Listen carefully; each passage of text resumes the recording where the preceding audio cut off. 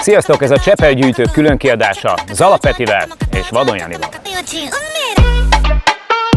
Itt vagyunk Petivel a magyar kerékpárgyártás fellegvárában, de nem mi vagyunk a főszereplők, hanem ezek a csodák, amik mögöttünk vannak. Én most tökre be vagyok sózva egyébként, és annyira magam mögé néznék, de még nem lehet, mert egy picit beszélgetnünk kell arról, hogy hol kezdődött nálad ez az őrület. Fú, hát ez gyerekkorban megkaptam az első Csepel banánnyerges biciklimet, akkor elindult ez az ugrálás. Ott mögöttünk. Majd megnézzük közelről is. Hát és utána a BMX Bandita berobbant. Na de várj, jó, azért ne rohanjunk már előre, mert ugye van azért ennek egy ilyen fejlődési fokozat ennek az egésznek, meg egy törzsfejlődése. Tehát nálad is úgy kezdődött az egész, hogy apád leválasztotta egy seprűről azt a végét, amivel seperni szoktak, volt egy nyíl, berakta az ülés mögé, oda szikszalagozta, és utána pedig kiment a kis Petikével, és megtanította bringázni. Hát, igen, tehát a bringázás az úgy kezdődött, aztán a kertbe elindultam. Igen, az első kis orosszal.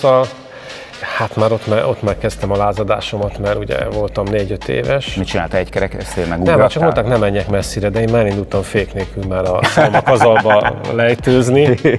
Úgyhogy mindig feszegettem a határaimat. Örökhajtós volt? Sima kontrás. Figyelj, az enyém az örökhajtós volt, és nem tudtam vele soha leállni. Tehát, hogyha betekerted annyira a bringát, akkor egy idő után fel kellett emelni a lábadat, mert nem tudtad lekövetni. Igen, tehát nem tudtál, mit tudom én, egy bodrogihoz képest az én, mondjuk, hogy hívják, tekerési fordulatszám azért egy picit kisebb volt, főleg azért, mert 6 éves voltam, és 110 cm magas. Nálam ez a banánnyerges bringa, ez soha nem volt meg, de mindig iszonyatosan irigy voltam rá. Igen. Ez volt az első csepled, amit kaptál, ez a banánnyerges? Igen. És hol vettétek meg?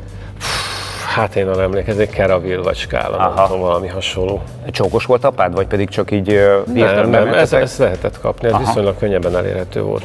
Na, mert csak azért mondom egyébként ez a csókosság. Tehát, hogy csókosságnak az a lényege, hogyha mondjuk a 80-as években mondjuk ismertél valamilyen áruházban, egy Keravilban, egy Corvinban, vagy bármelyik ilyen nagy áruházban egy eladót, akkor vele meg lehetett beszélni előre azt, hogy ha érkezik néhány darab, mert általában csak néhány darab érkezett az áruházba, ezekből a kis bringákból, akkor ő vagy oda telefonált, hát ha volt telefon, egyáltalán, vagy pedig félretette azt rögtön neked, ezért volt az, hogy adott esetben, hogyha érkezett 5 darab kerékpár, abból már gyakorlatilag 3 úgy kelt el, nagyon gyorsan, ez olyan volt, mint a Kozsó lemezek, hogy elővételben aranylemez.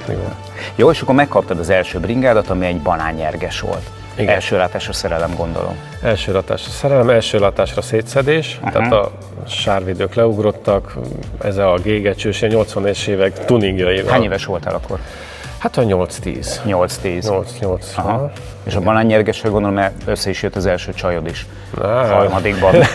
Nem, mert ez iszonyatosan menő dolog volt. Menő dolog volt, igen. Hát ez a tipikus, hogy hagyj menjek vele egy kört, tehát nem tudtam biciklizni, mikor kimentem a iskolához, persze. Itt van a bringa, ez mennyiben hasonlít arra, amit annak idején megkaptál? Ez full gyári, tehát ez még arról, ezek eredeti macskaszemek, amik rajta vannak, fényvisszaverő prizmák, ezt külön lehetett még kapni. És egyébként rettenetesen menő. Igen. És egy kicsit túl is van tolva egyébként. Jó, mondjuk egy gyerekbiciklinál a láthatóság az még fontosabb, mint egy felnőtt kerékpárnál. És ez az ülés? Hát itt ez volt a lényeg, igen, az ülés, hogy azon ketten is el lehetett férni, meg az adta meg az egésznek a vagánságát. És ez az aranyozás, ez ilyen volt, ez a szort minta volt rajta? Nekem full fekete volt, fekete, de ez is gyári. Vagy pedig lekopott már. Ilyen szort mintát. Tehát ez is akkor gyári. Konkrétan így nézett ki a bringa, amit megkaptál. Atya úristen. Hát utána lekapódtak a sárvédők, a kormány átalakítódott, följebb toltam mindent, és akkor a láncvédő lement, tehát minél lecsupaszítás. Igen, mert a kerékpáros műfajban a konzervativizmusnak a szinonimája a sárvédő. Tehát, hogy azt de tényleg így van egyébként, igen. Hogy ahogy megkaptál egy bringát, attól vált sportossá, hogy lekaptad róla a sárvédőt. Az anyád meg nagyon örült neki, mert állandóan saros volt a hátad. Nagyon gyönyörű egyébként. Tehát ez tipikusan olyan bringa, amihez nem is szabad hozzányúlni. Igen. Mi volt a következő fázis? Következő fázis az... Ezek már nagyon durvák, ezek már nagyon... Teljesen ugyanilyet kapott a bátyám, amikor bejött a BMX banditák. A kéket? Igen. Én még kicsi voltam, úgyhogy én még folytattam annak az átépítését BMX alkatrészekkel, de ez full gyári, tehát ez 86-os, amikor a film bejött a magyar mozikba, ez a szín, ez hozzá se lett nyúlva, ez így, ahogy van, padlásról jött. Jó, le. várj egy picit, így szerintem a nézők számára el kell mondani azt, mert hogyha két dinoszaurusz beszélget egymással, akkor számukra teljesen nyilvánvaló, hogy mi volt az a BMX banditák, de itt egy kultfilmről beszélünk. Picit mondjuk már róla egy néhány szó. Hát ez, ami bekerült a mozikba, ez az első olyan ifjúsági film, ahol a biciklikkel mentek lépcsőn, ugráltak, tehát elkezdték használni mindenféle másra a kerékpárt, amire nem való. Hát ott bejöttek a csillagkülők, amitől mindenki megőrült. Igen. Hát nálunk maradt az, amit elérhető. Hát mert nálunk volt. nem voltak csillagkülős. És már mindenki magának érezte, hogy BMX, és akkor mindenki, hát nem volt videó, hát videó volt, de hát nagyon elvétve, mindenki autodidakta módon egykerekezés, vázonállás, ide beálltak, sokan azt tudták csinálni, ez nem volt annyira nehéz trükk, és mindenki próbált saját maga kitalálni trükköket, megjáratni. Mennyire voltak alkalmasak ezek a bringák arra, hogy azt reprodukáld, amit a BMX banditákban Hát láttál? nehezen az ékes hajtás volt egy nagy ellenség. Ja, igen. Na, ezt azért mutassuk már meg egy pillanatra, mert itt van ugye a nagy klasszik, az ékes hajtás, ami külön művészet volt az embernek fixálnia vele a pedált, mert hogyha egy picit rosszul fordult, hogyha nem ütötted be elég rendesen, stb. A másik pedig az, hogy a terheléstől gondolom előbb-utóbb elkezdett kotyogni. Igen, tehát egyrésztről az ékek ugye elkopnak, plusz kilötyögösödik, kikopik a hajtókar, a tengely, de hát ezek elérhetők voltak, mindenki hetente járt és vette az újat, és nem hiszem, bocsánat, nem hiszem el. Itt van egy skálamatrica. Igen, az egy eredeti skálamatrica, igen. Kiemelhetem egy picit? Ja, vagy inkább ne? Nyugodtan. Jó. Nyugodtan. Igen, ez is tök jó egyébként, hogy egy idő után eljutsz arra a szintre, hogy elkezdesz annyira vigyázni rá, miközben ennek a bringának a nyüstölés a lényeg. Persze. Tehát, hogy ez arra készült, hogy minél többet nyüstöl. Látszik is egyébként, hogy a nyereg sem arra való, hogy üljél rajta. Igen. Tehát, hogy ez egyszerűen nem. Úgyhogy ezt a bringát, ezt te használtad, vagy pedig ez már egy gyűjtői példány? Ez gyűjtői darab. Ez gyűjtői példány. Meg tudunk rajta mutatni valami trükköt? Nem. Miért nem? Már nem tudsz? Már nem alkalmas, hanem most már a tested, vagy mi? Max egy kerekezés, majd kint megpróbáljuk esetleg. De jó.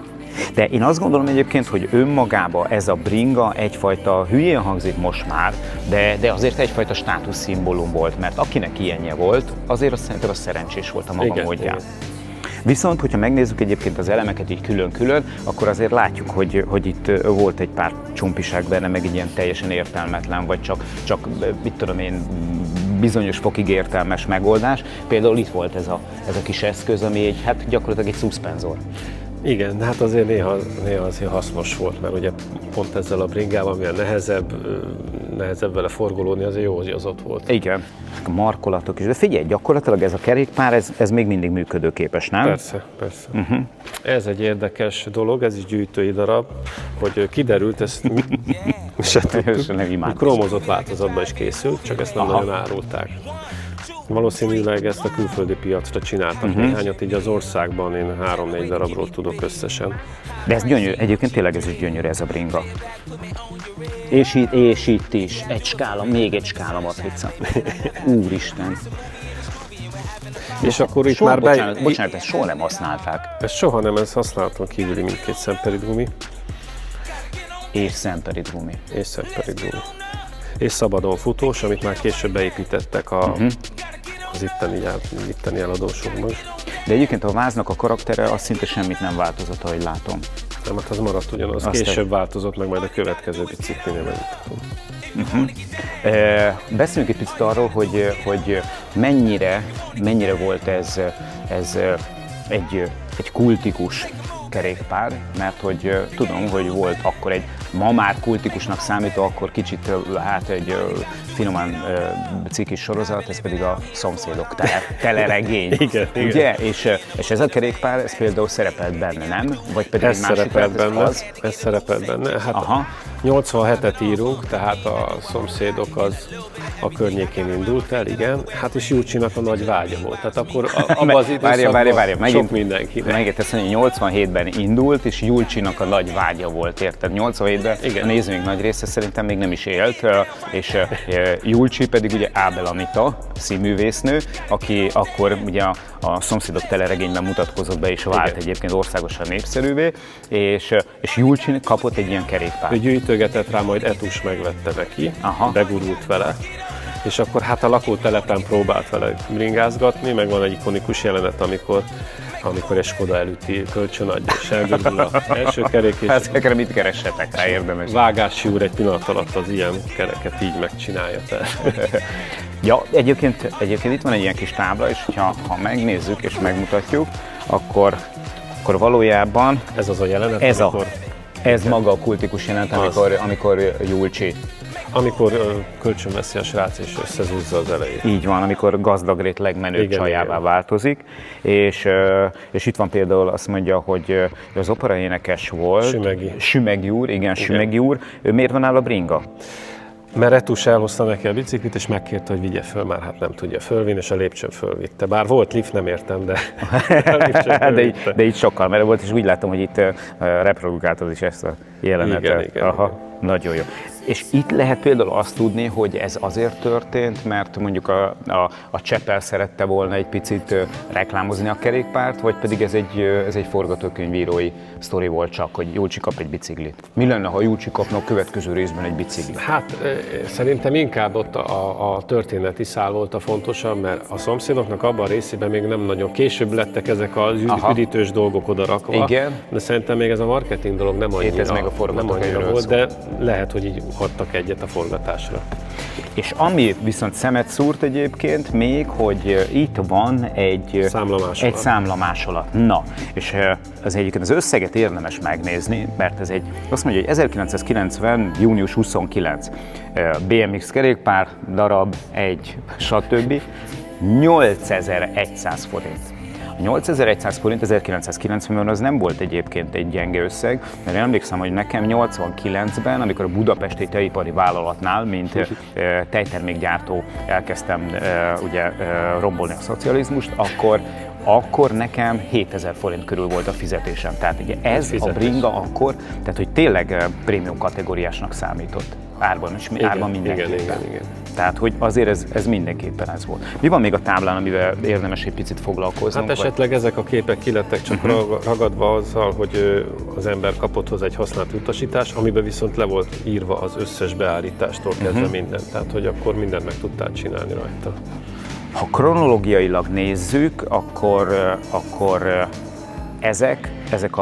ezek a legutóbbiak. Igen. Attól függ, hogy honnan nézzük őket. Tehát gyakorlatilag, hogy szokták ezt mondani, a legújabb, vagy a... Hát ez amikor már a Schwinnbe társult, ugye olyan 91-90 környékén, és ugye akkor lett egy változtatás, hogy kivágták ezt a merevítőlemezt, mert az ott párszor eltörött, vagy kicsit erősebb lett, de nagyjából maradt ugyanaz a felszereltség, ülésbe, markolatba, gumiba történtek változások, és nagyon érdekes, hogy gyűjtőként csak úgy találtunk rá, hogy gyári eredeti matrica volt rajta, hogy kicsi is 16-ost is készítettek belőle. Aha, tehát ez a kifejezetten gyerekváltozat. Ez a gyerekváltozat, de hát megmaradt ugyanúgy az ékes. Vagy úgy is mondhatnák, hogy Peti változat, Jani változat.